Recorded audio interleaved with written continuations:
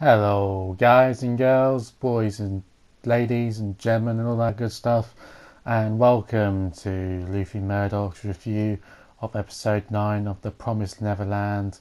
Yes, last time we were here, we were checking it. Norman was being confirmed to being shipped, and let's continue that. As you may remember, Emma, her leg was broken and she'd be out for 2 months because Mum, lovely as she is, said that it was a clean break, so she'll only be out for about 2 months. Um, Mum knows and wants about the bag, like as they're hiding. Music he plays, and then we cut to Ray says we need to get Norman out before the shipping to the other two. Gilda and Don, I think their names are. The other two that know about everything that's going on. The other two find out about also what happened to Sister Crone. Emma and Norman are together. Emma's healing up after Mum broke her leg. And Ray says the plan is not yet over. And Emma says we need to get him out, and then Norman, she implies that we need to get you out before the shipping happens, and then Norman says she gets to get Emma some water. So he's just trying to mask everything, trying to put everything off, like it's nothing. Then it shows like a scene sort of thing, like Norman slowly walking in the corridors, going into the kitchen sort of thing to get the drink of water. And when he eventually gets there, he's struggling to turn the tap on, and then eventually, when he turns it on, drops the glass into the sink and starts having a mini breakdown. So he's putting a brave face for everyone's sake, which is really sad, isn't it? Ray's still angry and upset about the situation, what's going on, and tells Don and Gilda to get ready for the escape. So he's marching into Emma's room. Ray sees Emma and they look at each other and they know what to do, and that is to get Norman free. And then so they're on the same page of like Norman needs to get out and get free now. Still being brave, comes into the room with Ray and Emma, and they say he needs to escape. I take notes in, by the way, if you haven't watched my reviews yet before or anything like that. Norman says that can't happen, and Emma Ray says that's not happening. Like I said, denied. Once he said that, he'll have to escape from the orphanage by himself. Ray going over security and says there won't be any demons. Well, I don't know. It's kind of weird. He kind of contradicts himself outside, but he was in the Pacific area. But yeah, there's apparently no security or demons outside. Ray says to Norman, they don't have to die, and Ray has a trump card against Mum. So yeah, so the plan is to pretend that Norman ran away, but get kept in the forest and disable the tracking device in his ear. So Ray's invented like a tracking device, like a destroyer sort of thing, and so they won't be recognised or anything like that. So it's like a static thing. Norman believes it won't work, but he'll be kept in the forest, and Ray will bring him food and that sort of thing. Norman says that if he doesn't get shipped, either Ray or Emma will as a replacement. He'd rather die than Emma or Ray. Emma says for Ray to break his leg too, because since they won't be shipped if they're not in perfect condition, or even they get ill, talking as if they were toys. So they're talking like, oh, we've got to think of ourselves like toys and it's food. Like you wouldn't ship someone who has a broken leg. You know what I mean? Because they had fragments of what do you call it? It's not calcium.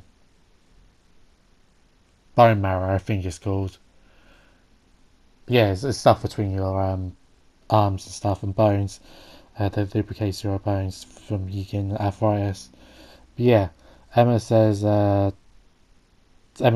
she won't escape if Norman's not around to escape with them. Norman cries and says yes, so he's completely convinced now that he wants to escape, at least on his own anyway. Then Ray gives Norman the device that destroys the tracking device. So it's like a stat. I think it's like a static thing. If he puts it near to his ear, he like the tracking device just doesn't work. And so yeah, Mum won't be able to reach him if this happens. And it took him 6 years to make. So out of all the presents and stuff he's got in the past 6 years, he's used them to like make this device to destroy the tracking device. And then this is the interesting part. Norman asks, when did he find out about the shipments and that sort of thing? Because normally, unless you're Emma or Norman, you don't find out, because like how else are you supposed to find out if you actually go to the shipment and go into the gate and that sort of thing? He says from the beginning. So hear me out. He says he has very early memories of when he was even a fetus. People forget their memories as a baby, but he didn't, and this is called infantility and amnesia. I'll watch a brief video about it, and I'll try and explain to you what that means. Let's call it infant amnesia. It doesn't happen. It doesn't happen to all people. Only like rarely happens to some people, and he even has memories of being a fetus. And his first memory was being around in the dark in a warm liquid, so probably like in the womb or something. I don't know. From like being a little tiny little baby or whatever. I don't know. Not really too sure, Tom's. Yeah. I don't know. I have to look at this. I have to look at it a bit more. But I don't think this actually exists in the real world. But it could do. I don't know. He remembers how demons look and that there were other babies. So yeah. Basically, what infinite amnesia is apparently we all have it. We get our brains don't fully develop until about 8 or 9. So, and then it gets replaced with new neurons, which makes us forget the other neurons. So we probably have massive personality changes when we're like 8 and 9, and we forget loads of stuff when we're like a baby and that sort of thing. But we're still able to remember it and stuff. Like, because as you may know, like from your personal own experiences, that if you're younger, you don't remember a lot as a baby and that sort of thing. And he says he remembers how the demons and babies look. And I put, this is interesting because we don't know how on earth beta kids keep being produced. Because they're only adults we are aware of is our mums. So even if there were our mums, there are no lads given disease because all the lads get capped off. And I put the debate on whether they're clones or made up in test tubes or whatever from DNA.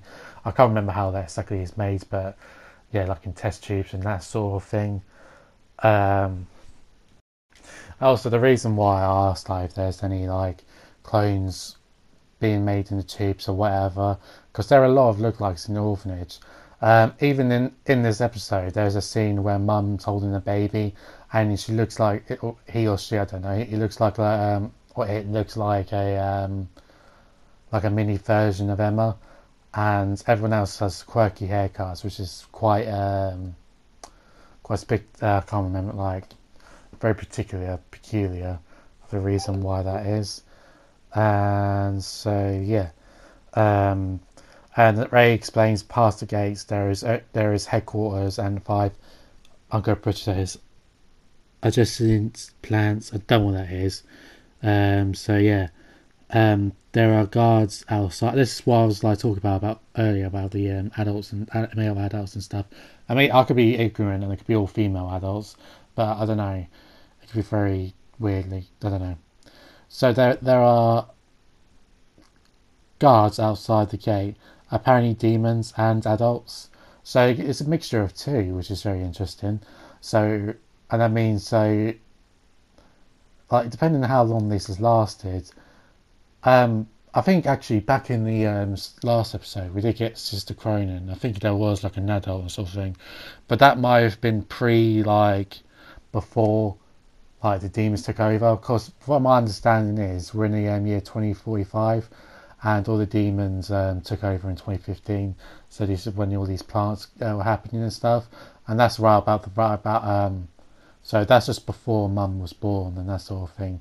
So yeah, there will be male adults and stuff, but it'll be like guys in like 20s and stuff, because apparently 12 years old must be the right age for the brain to be fully developed, and for the bodies to be, I don't know, it sounds wrong me saying this, but bodies to be like perfect, you know what I mean, and brains.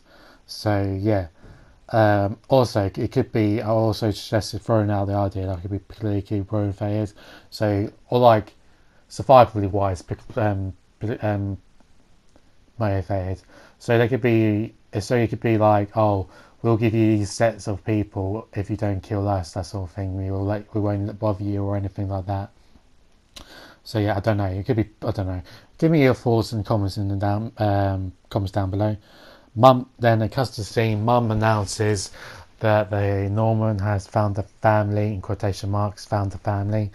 Mum has been soulless about it per usual, and everyone's upset and wants Norman to write cards and letters to him. Obviously, he won't, unfortunately. Then it cuts to the scene with everyone playing. Norman finds the notes and wonders what this is. It doesn't get said in the actual episode or anything. But I think it belongs to Sister Cronin's, Cronin's or whatever. Norman makes the escape, so he finally makes the escape, climbs the wall, deactivates the device from his ear, climbs the wall, but it is on the wall, but I'll explain in a minute. Mum sees where seem to see where Norman is. She checks the device. There's a moment of tension, like 15-30 seconds of tension to see where Norman goes or anything. Norman returns, goes up to Mum, and he looks completely defeated, like devastated. Then it cuts to scene with Ray and Norman back in the room. Ray grabs Norman, asking why didn't he run, and unfortunately it's because there was a cliff between him and the forest. So there's a cliff from him handing. There's a cliff like handing in between, like here's the thing, right? Here's what's outside the wall. So it's not like a city or anything with like loads of demons. It's just a forest or like loads of trees and all that shit, Nick. And there's a cliff like, I don't know, about 20 meters I would say or something like that, from the bridge or from the wall to the outside. So Norman saw there's no point and came back, and that's where the episode ends. And we do have new intro music from the same people who brought us the first intro to the season 1 Tokyo Ghoul anime, and it's the same person as did the last ending as well, and it's Blamp by Koshini. Probably not said that right, but yeah. So yeah, oh man, I really want to read the manga, man. Oh god, I don't know, I'll probably collect it, but I'll just leave it, like leave the volumes just on my shelf, just for me to read, and that's all, just for whenever I want to read, and wait till the anime comes out or everything. I don't know yet, but we'll have to see. I just really want to read the manga. Luckily for me, Mob Psycho 100, the other anime that's out at the minute, that's all the mangas that finished. So, and the anime this year, I presume is going to finish anyway. I'm looking into some stuff. I don't know the spoilers or anything for that, but anyway, I'll go end the video here. Thank you very much for watching, guys. Tune in to me next week for Mob Psycho episode 100, Mob Psycho 100 episode 10, and the Promised Neverland episode 10. So yeah, see you later, guys. Love you all. Have a great weekend, because it's Friday tomorrow, and see you next time. Peace.